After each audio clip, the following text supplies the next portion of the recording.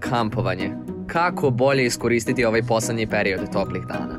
Nakon naporne nedelje učenja i domaćih zadataka, naši drugari su odlučili da za vikend odu u šumu i provedu malo kvalitetnog vremena u prirodi.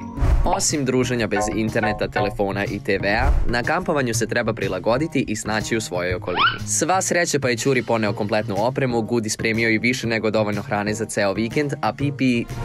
tu je i Pipi. Hoćemo li pričati strašne priče uz vatru? Upita Pipi uzbuđeno. Da, oduvek sam hteo to da iskusim, složi se Gudi oduševljeno.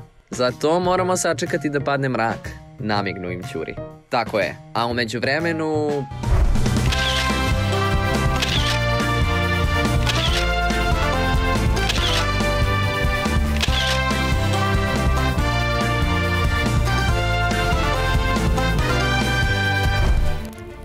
Ok, da li ste spremni za moju priču? Upita Ćuri dramatično. Jednom prilikom 3 drugara se skupe i pođu zajedno na kampovanje. Ceo dan su se lepo provodili, zatim uveče pričali strašne priče pred spavanje. Kada su druga dvojica legli u krevete i zaspali, jedan od drugara nije mogao jer mu se išlo u WC. Međutim, pošto je već bio uplašen i paranoičan od pričanja priča, a oko njega šuma mračna i nemirna, on odluči da prošeta do odmorišta pored kojeg su prošli kada su pristizali. Prođe neko vreme i u jednom trenutku se probude i 2 drugara, primetivši da trećeg nema. Čekali su ga, 10, 20, 30 minuta. Ništa. Tada su se već zabrinuli i odluče da ga potraže. Otišli su do odmorišta. Sve je bilo pusto i napušteno. Samo jedna vrata toaleta su bila otškrinuta. Provirili su unutra i imali su šta da vide. Umesto njihovog drugara, tu je stajalo užasno ljigavo čudovište. O ne, što se desilo sa ostalima? Zabrinuto upita Gudi. Pa njih je isto pojelo čudovište. Kraj priče. Odgovori Ćuri slegnuši ramenima. Baš sam se umorio. Ajmo na spavanje. I ne brinite se, neće nas nikakvo čudovište napasti. Neće smeti pored mene, izjavi Ćuri ponosito. Jao, moram do WC-a. Previše soka odzove.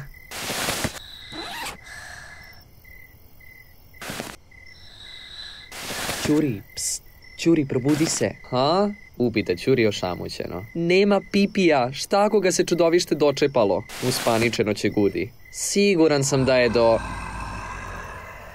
Šta je to bilo? Gudijevi zubi su cvokotali od straha. Ma, sigurno... Nesigurno će Gudi. Jao, šta ćemo sad? Upita Gudi usplahireno. Idemo zajedno da vidimo. Odgovori Ćuri pun lažne hrabrosti.